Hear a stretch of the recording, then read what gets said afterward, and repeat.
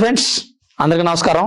ఆంధ్రప్రదేశ్తో పాటు భారతదేశం మొత్తం ఒక రకంగా చెప్పాలంటే ప్రపంచంలో ఉన్న హిందువులందరిలోనూ ఒక దిగ్భ్రాంతి కలిగించే విషయం ఏంటంటే తిరుమల తిరుపతి దేవస్థానం లడ్డూ ప్రసాదంలో వాడే నెయ్యి కల్తీ జరిగిందని, జంతు కొవ్వు లేదని క్లీన్ చిట్ ఇచ్చిందని వైసీపీ వాళ్ళు ప్రచారం చేస్తున్నారు. కానీ అసలు విషయం ఏంటంటే అసలు అది నెయ్యే కాదు, కెమికల్ పామాయిల్ అలాగే కొన్ని రసాయనాలు కలపబడినటువంటి ఒక ద్రావణం. అందులో జంతు కొవ్వు ఎలా కలుస్తుంది? కెమికల్లో జంతు కొవ్వు కలపాల్సిన అవసరం ఉంది? అట్లనే కేజీ 300 రూపాయలకి కలెక్ట్ చేశారు అంటే ఇవాళ మార్కెట్లో 700 నుంచి 800 కేజీ నెయ్యి ఉంది, 300కి ఎలా వస్తుంది? అదొకటి.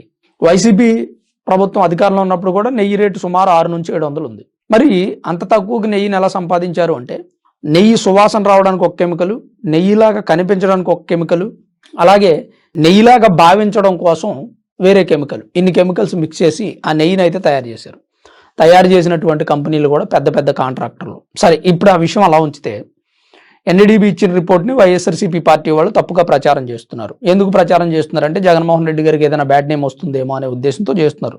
ఓకే, వాళ్ళ నాయకుడికి ఏదన్నా బ్యాడ్ నేమ్ వస్తుంది, ప్రజల్లో ఓట్ బ్యాంకింగ్ తగ్గిపోతుంది, ప్రజల్లో మద్దతు తగ్గిపోతుంది అనే ఉద్దేశంతో వైఎస్ఆర్సీపీ పార్టీ వాళ్ళు చేస్తున్నారు. కార్యకర్తలుగా వాళ్ళు చేయాల్సింది చేస్తున్నారు, వైఎస్ఆర్సీపీ మీడియా వాళ్ళు కూడా చేస్తున్నారు. Okay point. మరి హిందువుల మనోభావాలను పట్టించుకునేది ఎవరండి?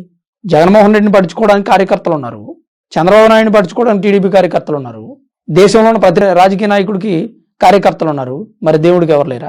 వెంకటేశ్వర స్వామి భక్తుల మనోభావాలను పట్టించుకునేది ఎవరు? కలియుగ దయం స్వామివారికే మీరు కల్తీ నెయ్యి ప్రసాదం తినిపించారు అంటే ఏమనాలి దాన్ని?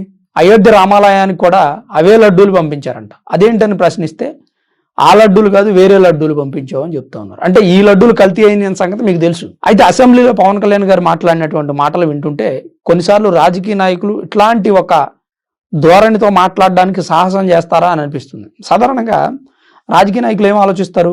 ఓటు బ్యాంక్ కోసం ఆలోచిస్తారు. ఓట్లు పోతాయేమో, హిందువులకు నొప్పి తగిలితే హిందువుల ఓట్లు పోతాయి, ముస్లిమ్స్కు నొప్పి తగిలితే ముస్లిమ్స్ ఓట్లు పోతాయి, క్రైస్తవులకు నొప్పి తగిలితే క్రైస్తవుల ఓట్లు పోతాయి. సో ఇక్కడ ఉన్నటువంటి ప్రతి మతాన్ని మనం ఇబ్బంది పెట్టకుండా నొచ్చుకోకుండా మాట్లాడాలి. ఎలా మాట్లాడాలి? వాళ్ళు ఏం చేసినా మనం మాట్లాడకూడదు, వీళ్ళు ఏం చేసినా మనం మాట్లాడకూడదు, వీళ్ళు ఏం చేసినా మనం మాట్లాడకూడదు. కానీ పవన్ కళ్యాణ్ గారు మాట్లాడినటువంటి మాటలు ఈరోజు ప్రతి రాజకీయ నాయకుడు తెలుసుకోవాల్సినటువంటి అంశం. అసదుద్దీన్ ఓవైసీ ఎలా అయితే ఇస్లాం మతం కోసం పోరాడుతున్నారు, క్రైస్తవులు ఎలా అయితే క్రైస్తవానికి అన్యాయం జరిగితే ఎదురు తిరుగుతున్నారు, హిందువులు కూడా అలా ఎదురు తిరగాలి అనేటువంటి అంశాన్ని ఒకదాన్ని తీసుకొచ్చారు. ముస్లిమ్స్ని మనం గౌరవిస్తున్నాం, క్రిస్టియన్స్ని మనం గౌరవిస్తున్నాం, మరి హిందువులను గౌరవించరా? హిందువులు ఏమన్యాయం చేశారండి? పైగా హిందూ మతం మీదే జోకులు, హిందువుల మీదే సెటైర్లు, హిందువుల మీదే మీమ్స్. ఇంకా దౌర్భాగ్యమైన ఘటన ఏంటంటే ఒక ముస్లింకి ఇస్లాం గురించి తెలుసు, క్రిస్టియన్కి క్రైస్తవం గురించి తెలుసు, కానీ హిందూకి హిందూ దేవుళ్ళ చరిత్ర తెలియదు. ఎవడైనా కృష్ణుడు 16,000 మంది గోపికలతో కులికాడుగా అంటే అటు ఇటు తెల్లమొహం వేసుకొని చూస్తూ ఉంటారు, దానికి సమాధానం చెప్పడం. రాముడు సీతనే అడవులకు పంపించాడుగా, ఆయన ఏం దేవుడు అంటే దానికి కూడా సమాధానం చెప్పలేరు, బుర్ర గోక్కుంటా ఉంటారు.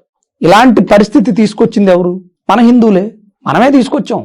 మన చరిత్ర మనం తెలుసుకోకపోవడం తప్పు, మన పిల్లలకి చెప్పకపోవడం తప్పు. ఈరోజు మదర్సాలో ఏం చెప్తున్నారండి? చర్చిలో సండే స్కూల్లో ఏం చెప్తున్నారండి? వాళ్ళ మతానికి సంబంధించినటువంటి విధి విధానాలను వాళ్ళకి నేర్పిస్తూ ఉన్నారు, అవపోసన పట్టిస్తున్నారు, ఉగ్గు తాగించినట్టుగా తాగిస్తున్నారు. మన వాళ్ళు ఎవరో చెప్పరండి. ఎందుకంటే బయటికి వెళ్ళి హిందూ అని చెప్పుకోవడానికి కూడా నామోషిగా ఫీల్ అవుతున్నారు. ఇక్కడ మనం ఆలోచించేది ఏంటంటే హిందూ అనేవాడు ఈ దేశంలో ఒకప్పుడు ఉండేవాడు అని చెప్పుకోవాల్సిన పరిస్థితి రాకూడదు. అలాంటి ఒక పరిస్థితిని తీసుకొచ్చేది కూడా మళ్ళీ హిందువులే. పవన్ కళ్యాణ్ గారు మాట్లాడిన మాట ఏంటంటే ఈ కల్తీ నెయ్యి వ్యవహారం క్రైస్తవంలో కానీ ఇస్లాంలో కానీ మహమ్మద్ ప్రవక్తకో యేసు ప్రభువుకో జరిగి ఉంటే ఈ పాటికి దేశం గగ్గోలు పెట్టేది. అక్కడ దాకా ఎందుకండి? హిందువులే వాళ్ళకి సపోర్ట్ చేస్తూ మాట్లాడేవాళ్ళు. అయ్యో క్రైస్తవులకు అన్యాయం జరిగిపోయిందంట, అయ్యో ముస్లిమ్స్కి అన్యాయం జరిగిపోయిందంట అని. వేరే మతాల గురించి అంత పట్టించుకునే హిందువుల గురించి ఎందుకు పట్టించుకోరండి? ఎన్డీడీబీ ఇచ్చిన రిపోర్ట్లో క్లియర్గా చెప్తోంది అది నెయ్యి కాదురా బాబు, కెమికల్ అని. అయినా వైసీపీ చేసే విష ప్రచారాన్ని వింటున్నారు. ఓకే, వినొచ్చు, తప్పులేదు. కానీ హిందువులుగా మనం ఏమి సాధిస్తున్నామండి? ఈరోజు చాలామంది హిందూ సోదరులు వైఎస్ఆర్సీపీ పార్టీని సపోర్ట్ చేస్తున్నారు. మీకు నచ్చిన రాజకీయ నాయకుడిని సపోర్ట్ చేయొద్దని నేను చెప్పను, కానీ మన దేశంలో ఉన్నటువంటి హిందూ మతం, మన సంప్రదాయాలు, మన సంస్కృతి, మన నమ్మకాలను దెబ్బతీస్తున్నటువంటి వ్యక్తులని సపోర్ట్ చేయడం కరెక్ట్ అంటారా? ఓట్లు వేసావు, గెలిపించావు, నీ నమ్మకాన్ని ఎంతవరకు నిలబెట్టగలిగారు? నిలబెట్టలేదు. తిరుమల తిరుపతి దేవస్థానంలో డిక్లరేషన్ ఇవ్వకుండా వెళ్ళిపోయారు అంటే స్వామివారిని నమ్మట్లేదనే కదండి అర్థం. ఇంతవరకు ఏ రాజకీయ నాయకుడైనా డిక్లరేషన్ వేయకుండా వెళ్ళిపోయాడా? లేదా ఏ మతానికి సంబంధించిన వ్యక్తులైనా డిక్లరేషన్ సమర్పించకుండా వెళ్ళిపోయారా? అది తప్పే కదండి. గుడి సెట్టు వేయటం ఏంటండి వెంకటేశ్వర స్వామిది ప్యాలెస్లో? ఇవన్నీ మాట్లాడితే కొంతమంది వైఎస్ఆర్సీపీ పార్టీ కార్యకర్తలకు నచ్చదు. వాళ్ళు అభిమానం అనేటువంటి ముసుగులో అభిమాన నాయకుడి కోసం దేవుణ్ణి వదిలేస్తున్నారు. మనమంతా హిందువులమే మొదట, ఈరోజు ఎవరైనా అయి ఉండొచ్చు. ఎక్కువగా జగన్మోహన్ రెడ్డి గారిని క్రైస్తవులు ముస్లిమ్స్ సపోర్ట్ చేస్తారు, తప్పు కాదు. కానీ ఈరోజు ఎలా అయితే ఉన్నటువంటి ప్రభుత్వాలు ముస్లిమ్స్ని, క్రిస్టియన్స్ని, హిందువుల్ని గౌరవిస్తూ ఉన్నాయో, ఒకప్పుడు వైఎస్ఆర్సీపీ పార్టీ కూడా హిందువులను గౌరవిస్తే బాగుండేది. అది జరగలేదు. అందుకే హిందువుల మనోభావాలు దెబ్బతిన్నాయి. దానివల్ల హిందువుల ఓట్లు పడలేదు. మనం ఎన్నో రకాల సర్వేలు చూస్తూ ఉంటాం. ఎన్నో పెద్ద పెద్ద సంస్థలు సర్వే చేసి చెప్తూ ఉంటాయి. అన్ని సర్వేలు అవసరం లేదండి. నార్మల్గా జనరల్గా పరిశీలించినా మనకు అర్థమైపోతుంది. హిందువులు ఎవరు వైఎస్ఆర్సీపీ పార్టీకి ఓటేయలేదు. కారణం తిరుమల తిరుపతి దేవస్థానం అవ్వచ్చు, లేదా హిందూ దేవాలయాలను భ్రష్టు పట్టించడం అవ్వచ్చు, ఒకటి. అలానే ఎడ్యుకేటెడ్ పీపుల్ ఎవరు వైఎస్ఆర్సీపీ పార్టీకి ఓటేయలేదండి. కారణం మెగా డిఎస్సీ లాంటివి వదలకపోవడం, ఉపాధి ఉద్యోగ అవకాశాలు కల్పించకపోవడం, రెండు. అయిపోయింది. ఉద్యోగాలు చేస్తున్న వ్యక్తులు ఎవరు కూడా, జాబ్ హోల్డర్స్ ఎవరైతే ఉన్నారో చదువు కంప్లీట్ అయిపోయి చిన్న చితక జాబులు, లేదా విదేశాల్లో చేస్తున్న జాబులు, లేదా పక్క రాష్ట్రాల్లో జాబ్ చేస్తున్న వాళ్ళు వేయలేదండి.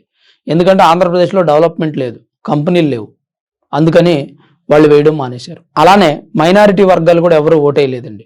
ఎందుకంటే వాళ్ళకి కూడా వాళ్ళ కమ్యూనిటీకి సంబంధించినటువంటి లోన్లు కానీ, లేదా ఇల్లు కట్టుకోవడానికి అవసరమైనటువంటి కానీ, ఉపాధి అవకాశాలు కానీ కల్పించలేదు. దానివల్ల వేయలేదు. ఇక పెద్ద పెద్ద అగ్ర కులాల వాళ్ళు అంటారా, వాళ్ళు ఖచ్చితంగా జగన్మోహన్ రెడ్డి గారు అభివృద్ధి చేయకపోతే మన బిజినెస్లు, అలాగే మనకున్నటువంటి కొన్ని రియల్ ఎస్టేట్ అవ్వచ్చు, లేదా కాంట్రాక్టర్లు అవ్వచ్చు, వీళ్ళంతా కూడా అభివృద్ధి చెందాలంటే రాష్ట్రం అభివృద్ధి చెందాలి. ఆ విషయాన్ని మర్చిపోలేదు కాబట్టి జగన్మోహన్ రెడ్డి గారికి ఓట్లు వేయాలి. అట్లా ఓడిపోయారు తప్ప ఇందులో పెద్దగా రాజకీయ కుట్ర ఏం జరగలేదండి. అందులోనూ వీళ్ళు డెవలప్ చేస్తా అంటున్నారు, సెంట్రల్ గవర్నమెంట్ సపోర్ట్ ఉంది, దానివల్ల గెలిచారు. అయితే ఇప్పుడు ఇదొక అంశం అయితే, హిందువుల మనోభావాలను దెబ్బతీయడం పెద్ద అంశం అని చెప్పుకోవచ్చు. ఒక రకంగా కలియుగ దైవం వెంకటేశ్వర స్వామి ఆగ్రహానికి గురయ్యారేమో అనుకోవచ్చు. అంటే ఆయన ఏదో చేసాడు అని నేను చెప్పను. వేరే వాళ్ళు చెప్పినట్టు నువ్వు ఈ మతాన్ని ఆచరించకపోతే దేవుడు నీ మీద కోపపడతాడు, ఈ మతంలో ఉండకపోతే, అట్లా చెప్పను నేను. కానీ వెంకటేశ్వర స్వామి ఆగ్రహం అంటే ఏంటంటే, వెంకటేశ్వర స్వామిని నమ్మేటువంటి ప్రజల ఆగ్రహం. ప్రజల ఆగ్రహానికి లోనయ్యారు కాబట్టి జగన్మోహన్ రెడ్డి గారిని దింపేశారు. కానీ ఈరోజు పవన్ కళ్యాణ్ గారు లాంటి వ్యక్తి బహుశా రాజకీయ నాయకుల్లో లేరేమో అనిపిస్తుంది. కొత్త వరవడి తీసుకొచ్చారు రాజకీయాలు.